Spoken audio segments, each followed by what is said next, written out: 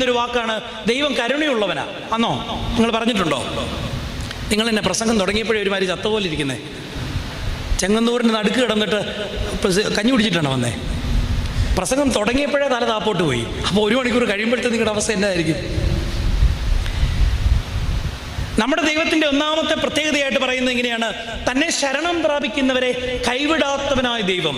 ജീവിത സന്ദർഭങ്ങളിൽ നിങ്ങളൊന്ന് വിശകലനം ചെയ്ത് നോക്കി, അങ്ങനെയാണോ നമ്മുടെ ദൈവം? നമ്മുടെ ആരാധന ജീവിതത്തിൽ, ഞാനൊരു ഓർത്തഡോക്സ് സഭയിലെ പുരോഹിതനായതിൽ ഒരുപാട് സന്തോഷിക്കുന്ന ഒരു വൈദികനാണ്. പലരും ഓർത്തഡോക്സ് സഭയെ കുറ്റം പറയുന്നത് ഇങ്ങനെയാണ്: നീട്ടിക്കെട്ടിയ പ്രാർത്ഥനകളാണ്, അല്ലേ? ഒട്ടും ചുരുക്കത്തില്ല.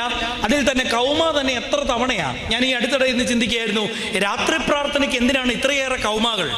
ഇടയ്ക്കിടയ്ക്ക് ക്രൂബന്മാരുടെ സ്തുതിപ്പും ഒക്കെ ആയിട്ട് എന്തിനാണ്? ക്രൂബന്മാരുടെ സ്തുതിപ്പ് ഏതാണെന്നറിയോ? ഏതാ?